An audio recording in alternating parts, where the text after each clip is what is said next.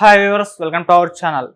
మన రెండు తెలుగు రాష్ట్రాల్లో అధికార మార్పు జరగడం మనం చూస్తాం. అయితే అధికారం మార్పు వలన రియల్ ఎస్టేట్ రంగంలో ఎటువంటి మార్పులు సంభవించే ఛాన్స్ ఉంది? ఏ రాష్ట్రంలో అంటే బిఫోర్ ఎలక్షన్స్, ఆఫ్టర్ ఎలక్షన్స్లో ఈ రియల్ ఎస్టేట్ రంగం ఏ విధంగా ఉంది? సో ఈ రియల్ ఎస్టేట్ రంగం గురించి మరిన్ని అంశాలు తెలుసుకోవడానికి ప్రజెంట్ మనతో పాటు తిమ్మారెడ్డి గారు ఒక ప్రముఖ కంపెనీలో ఆయన డైరెక్టర్గా ఉన్నారు. వారితో ఒకసారి మాట్లాడి తెలుసుకునే ప్రయత్నం అయితే చేద్దాం. సార్ నమస్కారం. సార్ నమస్తే అండి. సార్ మనం ఏపీలో చూసాం, మరి టీడీపీ కూటమి అధికారంలోకి వచ్చింది, వైసీపీ ప్రభుత్వం పోవడం చూసాం. అయితే ఇప్పుడు టీడీపీ రావడం వలన రియల్ ఎస్టేట్ రంగంలో ఎటువంటి మార్పులు వచ్చే ఛాన్స్ ఉందంటారు సార్? ఎక్కడైనా సార్ ఎలక్షన్ తర్వాత కానీ గవర్నమెంట్ చేంజెస్ తర్వాత కొంచెం స్తబ్దత అనేది ఉంటుంది. కాకపోతే దాని గురించి తెలిసిన వాళ్ళు, లోతుగా ఆలోచన చేసిన వాళ్ళు, ఏదైనా కస్టమరు ఇంతకుముందు ఇన్వెస్ట్మెంట్ చేసిన వాళ్ళు కానీ అయితే 100% ఈ టైంలోనే రైట్ ఇన్వెస్ట్మెంట్ అన్నట్టు. కొంచెం స్తబ్దత ఉన్నప్పుడు ఇన్వెస్ట్మెంట్ చేసుకుంటేనే హై రిటర్న్స్ అనేది వస్తాయి. సో మనకు గవర్నమెంట్ చేంజెస్ అయిన తర్వాత పెద్దగా డిఫరెన్స్ ఏమి ఉండదు. ఎందుకంటే ఈ హైదరాబాద్ అనేది developed city compare to other cities. ఇదేంటంటే ఫాస్ట్ గ్రోయింగ్ సిటీ. ఇప్పుడు మనకు ప్రపంచంలో 4వ స్థానంలో ఉంది, ఫాస్టెస్ట్ గ్రోయింగ్ సిటీలో 4వ స్థానంలో ఉంది. సో హైదరాబాద్ని ఒక రాజకీయ పార్టీతో కానీ ఒక గవర్నమెంట్తో మనం సంబంధం పెట్టలేము, కంపేర్ చేయలేము. ఎందుకంటే ఇక్కడ దాదాపు 1,20,00,000 మంది జనాభా ఉన్నారు. మనము రీసెంట్గా చూస్తే బెంగళూరులో వాటర్ క్రైసిస్తోన దాదాపు 6 లక్షల మంది ఇక్కడికి షిఫ్ట్ అయ్యారు. వర్క్ ఫ్రమ్ హోమ్ ఉన్న వాళ్ళు మ్యాక్సిమం షిఫ్ట్ అయ్యారు. సో అలాంటప్పుడు ఇక్కడ ఉన్న రిసోర్సెస్ వల్ల పెరుగుతుందే కానీ ఎప్పుడు రియల్ ఎస్టేట్ అని హైదరాబాద్ చుట్టుపక్కల తగ్గదు. ఓకే సార్, పరిశ్రమలు చూసుకుంటే మరి తెలంగాణ నుండి ఏపీకి వచ్చే ఛాన్స్ ఏమన్నా కనిపిస్తున్నాయంటే? ఇన్నాళ్ళు చూసుకుంటే ఏపీలో పెద్ద పరిశ్రమ రాలేదు అని చెప్పేసి ఒక విమర్శ అయితే ఉంది. ఇప్పుడు ఏమన్నా ఉందా సార్? సార్ మీరు అన్నట్టు పరిశ్రమలు అంటే కొత్తగా అంటే వచ్చేవి రావచ్చేమో, అంటే ఆంటర్ప్రినర్స్ కొత్త వాళ్ళు ఉంటారు కదా, అలాంటి వాళ్ళకి అక్కడ తీసుకునే పాలసీలు బట్టి ఏమన్నా వెసులుబాటు ఇస్తే కొత్త వాళ్ళు వెళ్ళే అవకాశం ఉంది. కానీ ఇక్కడ హైదరాబాద్లో ఆల్రెడీ ఎస్టాబ్లిష్ కంపెనీస్ కానీ ఎస్టాబ్లిష్ అయిన వాళ్ళు ఎవరు అక్కడికి వెళ్ళి చేయాలనుకోరు. సపోజ్ చిన్న ఎగ్జాంపుల్ చెప్తా.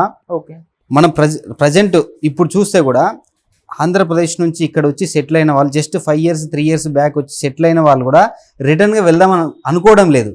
ఎందుకంటే హ్యాపీగా ఉంది, సిటీ మంచిగా ఉంది. సో ఇక్కడ రిసోర్సెస్ అన్నీ ఉన్నాయి, డెవలప్ అవుతున్న సిటీ కాబట్టి అన్నీ ఉన్నాయి. ఏది లేదు హైదరాబాద్లో. మనం ప్రపంచంతో పోటీ పడుతున్నాం.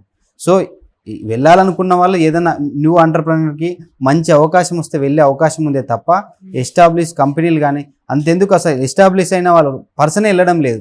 ఓకే, సో రియల్ ఎస్టేట్ అనేది తగ్గే అసలు అవకాశం లేదు హైదరాబాద్లో. కానీ ఇది మంచి అవకాశం కస్టమర్లకు. ఏంటంటే ఇది మంచి అవకాశం.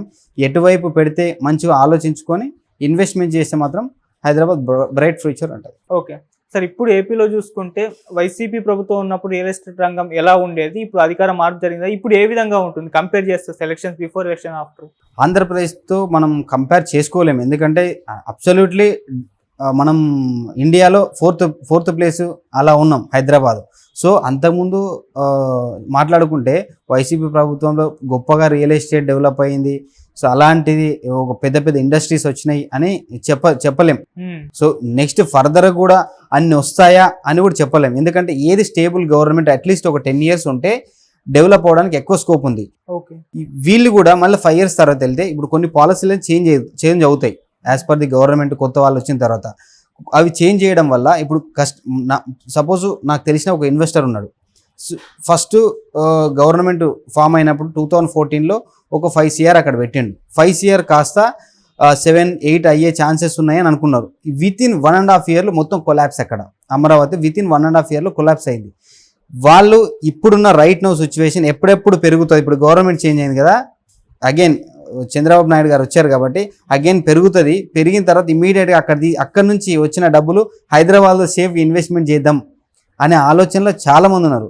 సో అక్కడ ఇమీడియట్గా డెవలప్ అయ్యే ఛాన్సెస్ అయితే చాలా తక్కువ. ఎందుకంటే రిసోర్సెస్ ఉండాలి, అదేవిధంగా బడ్జెట్ కూడా చూసుకోవాలి. ఎవరు వచ్చినా, ఇప్పుడు ఈయన వచ్చిన చంద్రబాబు నాయుడు గారు వచ్చినా సరే అక్కడ ఉన్న బడ్జెట్ ఏంది, రిసోర్సెస్ ఏంది, మనం ఇన్కమ్ ఎంత జనరేట్ అవుతుంది ఆంధ్రప్రదేశ్లో, వీళ్ళు ఇచ్చిన హామీలు ఎంత. సో అవన్నీ చూసుకున్న తర్వాతనే కదా డెవలప్ అయ్యేది. ఓకే, అంటే హైదరాబాద్లో ఎందుకు ఇన్వెస్ట్మెంట్ సార్? హైదరాబాద్లో ఇది ఫాస్టెస్ట్ గ్రోయింగ్ సిటీ ఒకటి. ఆల్రెడీ అన్ని వైపులా నలువైపుల భూమి ఉంది. సో నలువైపుల భూమి ఉంది కాబట్టి డెవలప్ అవ్వడానికి 100% అవకాశాలు ఉన్నాయి. అదేవిధంగా రాబోయే రోజుల్లో మనకు రీజనల్ రింగ్ రోడ్ అనేది ఆల్రెడీ 26,000 కోట్ల బడ్జెట్ పెట్టడం జరిగింది. దాని సర్వే నడుస్తుంది, కొంత ల్యాండ్ పుల్లింగ్ అయిపోయింది. 100 కిలోమీటర్ రేడియస్లో మన హైదరాబాద్ అనేది డెవలప్ అవుతుంది. కాబట్టి ప్రపంచం చూస్తుంది. మనం చాలా తక్కువ ఆలోచిస్తాం, చాలా వెనుకబడిన ఆలోచనలో.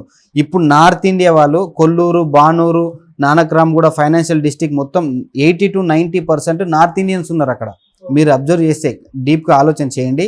నార్త్ ఇండియన్స్ వాళ్ళు వచ్చి ముందు చూపుతో అంత దూరంగా కొన్నారు. ఎందుకంటే ఈరోజు అక్కడ గజం 3-3.5 లక్షలు ఉంది, దాటిపోతుంది. సో హైదరాబాద్ని ఒక ప్రాంతంగా చూడడం అనేది అది మనకు తక్కువ అయిపోతుంది. ఎందుకంటే ప్రపంచ దేశాల నుంచి వచ్చి కూడా ఇన్వెస్ట్మెంట్ చేస్తున్నారు. Fastest growing. ఎందుకంటే ఈరోజు రూపాయి పెట్టిన వాడికి ప్రతి 3 సంవత్సరాలు 2 రూపాయలు అవుతుంది, అంటే డబల్ అవుతుంది వితిన్ 3 yearsలో. ఇంకా లోపే అవుతుంది కానీ బయట దాటడం లేదు. సో హైదరాబాద్ ఇన్వెస్ట్మెంట్ చేస్తే మాత్రం మీకు డోకా ఉండదు. ఎప్పుడైనా సరే నాకు ఒక పర్సన్ చెప్పిండు, వేరే దగ్గర ఇన్వెస్ట్మెంట్ చేస్తే అవకాశాలు ఎట్లుంటాయంటే లాటరీలా తగులితే తగులొచ్చు, లేదంటే లేదు. వేరే సిటీలో కానీ వేరే ప్రాంతాల్లో కానీ హైదరాబాద్ సేఫెస్ట్ ప్లేస్. ఎప్పటికైనా సరే 3 సంవత్సరాలు 4 సంవత్సరాలు డబుల్ అవుతుందని ధైర్యం ఉంటుంది. కాబట్టి సేఫ్గా హ్యాపీగా హైదరాబాద్ చుట్టుపక్కల మీరు ఇన్వెస్ట్మెంట్ చేసుకోవచ్చు. ఓకే సార్, ఇప్పుడు తెలంగాణలో కూడా ప్రభుత్వం మారింది కదా సార్? అవును. మరి ఇప్పుడు రియల్ ఎస్టేట్ రంగం మెరుగుపడిందా లేకుంటే తగ్గిపోయిందా అంటారు సార్ గతంతో బీఆర్ఎస్ ప్రభుత్వంలో ఉన్నప్పుడు పోలిస్తే? ప్రభుత్వం మారిన తర్వాత వెంటనే ఎలక్షన్ కోడ్ రావడం ఇలాంటి కొన్ని జరగడం వల్ల కొంచెం స్తబ్దత అనేది ఉంది. కాకపోతే నా ఎక్స్పీరియన్స్తో చెప్తున్నా, last 6 months 4 to 6 months highest sales అయినాయి. విజయవాడ హైవేలో హైయెస్ట్ సేల్స్ అయినాయి. సో ఈస్ట్ హైదరాబాద్లో హైయెస్ట్ సేల్స్ అయినాయి. సో అదే నేను చెప్పబోయేది. ఎందుకంటే ఒక రాజకీయం మారినంత మాత్రాన, ఒక పార్టీ మారినంత మాత్రాన, నెక్స్ట్ ఒక గవర్నమెంట్ చేంజ్ అయినంత మాత్రాన హైదరాబాద్లో ఎలాంటి సంఘటనలు చోటు చేసుకో రియల్ ఎస్టేట్ పరంగా. ఎందుకంటే ఇది ఇర్రెస్పెక్టివ్ ఆఫ్ గవర్నమెంట్స్ డెవలప్ అవుతూనే ఉంటుంది. ఎందుకంటే ఇక్కడ హైదరాబాద్లో ఉండే వాళ్ళు ప్రపంచంలో ఉన్న ప్రతి ప్లేస్లో ఉండే వాళ్ళందరూ ఇక్కడ ఉన్నారు. దేశంలో ఉన్న ప్రతి రాష్ట్రంలో ఉండే ప్రతి సైడ్ నుంచి వచ్చిన వాళ్ళు ప్రతి ఒక్కరు ఇక్కడ నివసిస్తున్నారు. కాబట్టి దీనికి గవర్నమెంట్కి అసలు సంబంధమే లేదు. హైదరాబాద్ డెవలప్ అవుతూనే ఉంటుంది. వేరే ప్రాంతాలకు అటు ఇటు ఉండొచ్చు, కానీ ఈడ గవర్నమెంట్ చేంజ్ అయినంత పెద్దగా డిఫరెన్స్ ఏమి ఉండదు. కాకపోతే ఇప్పుడు ఏంటంటే వీళ్ళు తీసుకొచ్చేది కూడా చాలా అద్భుతంగా ఉంది. ఈ గవర్నమెంట్ కూడా ఇంతకుముందు వెస్ట్ హైదరాబాద్ బాగా డెవలప్ అయింది, ఇప్పుడు అంతా ఈస్ట్ మీద ఫోకస్ పెట్టింది. సో ఈస్ట్ మీద డెవలప్ చేయాలా, 2 ప్రాంతాలు ఒకే విధంగా డెవలప్ చేసుకుంటే ఫ్యూచర్ బాగుంటుంది.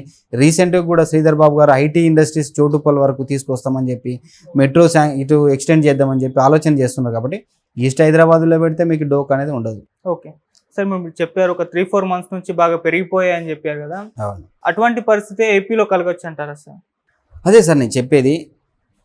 హైదరాబాద్ సిటీని వేరే సిటీలతో కంపేర్ చేయలేం. ఆల్రెడీ ఇది డెవలప్ అయ్యింది. ఇక్కడ చాలామంది ఎంప్లాయీస్ ఉన్నారు. ఇక్కడ ప్రపంచ దేశాల నుంచి వచ్చి ఇక్కడ వర్క్ చేసే వాళ్ళు కూడా ఉన్నారు. సో అక్కడికి ఇప్పుడు ఏంటంటే ఏపీలో Amaravati it's a new born. ఇప్పుడు అది డెవలప్ చేసుకోవాలా, ఇన్ఫ్రాస్ట్రక్చర్ డెవలప్ చేయడానికి అట్లీస్ట్ 2 years పడుతుంది. ఇంతకుముందు అన్ని ల్యాండ్ పుల్లింగ్ చేసి పెట్టినరు అక్కడ అమరావతిలో. ల్యాండ్ పుల్లింగ్ అంతా మంచిగా ఉంది, డెవలప్ అయ్యే మూమెంట్లో కొంచెం డౌన్ అయిపోయింది. ఇప్పుడున్న ల్యాండ్ ఇన్ఫ్రాస్ట్రక్చర్ డెవలప్ చేయాలి. ఇన్ఫ్రాస్ట్రక్చర్ అంతా డెవలప్ చేస్తే ఏదైతే ఫ్రీలాన్సర్స్ ఉంటారో, న్యూ ఆంటర్ప్రెనర్స్ ఉంటారో వాళ్ళకి ఎక్కువ అవకాశాలు ఉంటాయి. న్యూ ఆంటర్ప్రెనర్స్ 100% ఎక్కువ అవకాశాలు ఉంటాయి. ఎందుకంటే స్టేట్ వైడ్ కూడా వాళ్ళకి ట్యాక్స్ వెసులుబాటు చాలా ఎక్కువ ఉంటుంది. సో ఇప్పుడు అక్కడ కూడా ప్రధానమంత్రితో వీళ్ళ కూటమి కదా, బీజేపీ గవర్నమెంట్తో కూటమి, కాబట్టి వాళ్ళ దగ్గర నుంచి ఏదైనా ఫండ్స్ రిక్వైర్మెంట్ ఉండే ఇన్ఫ్రాస్ట్రక్చర్ డెవలప్ చేసుకోగలిగితే చాలా అవకాశాలు ఉన్నాయి. కానీ పెద్ద కంపెనీలు వచ్చి ఇప్పుడే అక్కడ వాళ్ళ రిసోర్సెస్ స్టార్ట్ చేసి ప్రొడక్షన్ స్టార్ట్ చేసి అంత ఉండకపోవచ్చు. It's time taking.